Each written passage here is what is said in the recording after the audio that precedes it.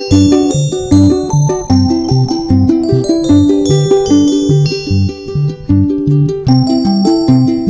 आप सभी का स्वागत है इफेक्टिव संदीप में। और आज हम करने जा रहे हैं chapter number 10 class 6 motion and measurement of distances. Last time हमने बायो के 2 चैप्टर किए थे और अभी हम आगे बढ़ रहे हैं। तो motion and measurement of distances आज हम करेंगे।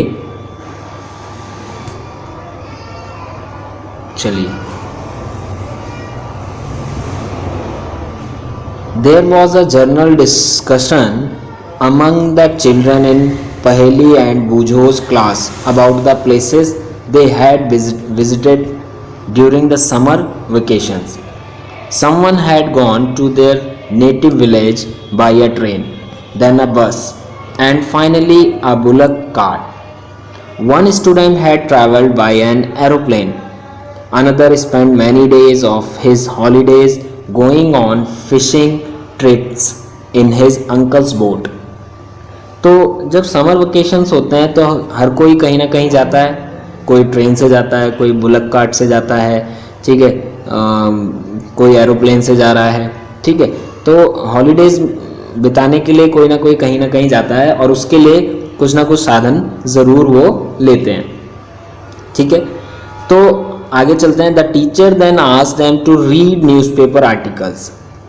टीचर कहते हैं कि आप उनसे पूछते हैं कि आप आर्टिकल्स पढ़ते हो न्यूज़पेपर में। That mentioned about small wheel vehicles that moved on the soil of Mars and conducted experiments.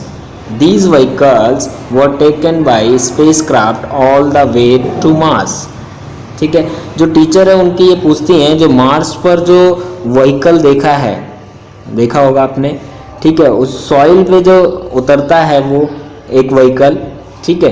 तो उसमें क्या है, व्हील है, व्हील लगे हुए, ठीक है।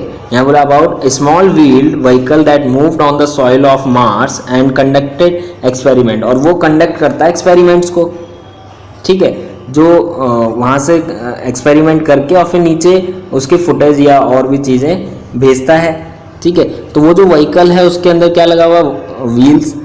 ओके, थोड़ा आगे चलते हैं। मीनवाइल पहेली एंड बीन had been reading stories about ancient India and wanted to know how people travelled from one place to another in earlier times, ठीक है। जो पहेली है उसी बीच में वो एक स्टोरी रीड कर रही है एंशियंट टाइम में, यानी इंडिया की स्टोरी कोई रीड कर रही है और वो जानना चाहती है कि बहुत पहले किस तरह से लोग एक जगह से दूसरी जगह जाया करते थे, आया करते थे। तो यहाँ से अब आपको थोड़ा सा समझ में आ रहा होगा। तो मैं आपको बता दूं कि आपके भी मन में कभी ख्याल आता होगा कि आज तो बहुत सारे साधन हो गए हैं, बट आज से कम 40 साल पहले, 50 साल पहले, 60 साल पहले, 70 साल पहले ऐसा क्या रहता था। मीन्स ऑफ ट्रांसपोर्ट तो अभी बने हैं ना ये, तो इससे पहले कैसे लोग आना जाना करते थे जब ये पहिया था ही नहीं, ठीक है। तो इससे पहले लोग पैदल ही जाया करते थे, ओके, ठीक है। तो उसी के बाद आगे चलते हैं, स्टोरी ऑफ ट्रांसपोर्ट। तो ये आपको आज स्टोरी के माध्यम से आपको पता लगेगा कि लोग कैसे ट्रैवल किया करते थे। Long ago people did not have any means of transport. बहुत पहले किसी के पास ट्रांसपोर्ट का कोई साधन नहीं होता था। They used to move only on foot, और वो हमेशा अपने पैरों पर ही चलकर जाया करते थे। And carry goods on their back, और वो अपने पीठ पर सामान को रख के जाया करते थे। Later on they began to use animals for transportation, और कुछ समय बाद उन्होंने एनिमल्स का यूज करना स्टार्ट कर दिया। क्या करना स्टार्ट कर दिया, एनिमल्स को यूज करना स्टार्ट कर दिया ट्रांसपोर्टेशन के लिए, okay. For transport through water routes boats were used from ancient times to begin with. Boats were simple logs of wood in which a hollow cavity would be made. जो boat, फिर बाद में उन्होंने क्या किया कि वो बोट को यूज किया, नाव बना के उन्होंने सामान को इधर से उधर ले जाना स्टार्ट किया। और समुद्र के थ्रू। तो वो जो नाव होती थी वो कैसे बनती थी उस समय? जो वुड होता है, लकड़ी का गट्ठा, ठीक है, वुड लॉक्स होते हैं, वो लंबे लंबे लॉक्स होते हैं, उसको बीच में खोखला कर देते थे और खोखला होने से वो डूबता नहीं था, ओके, पानी के अंदर। तो उसको लगा लगा के फिर वो उससे बोट तैयार करते थे और उस पर सामान लेके इधर से उधर जाया करते थे। Later people learn to put together different pieces of wood and give shapes to the boats.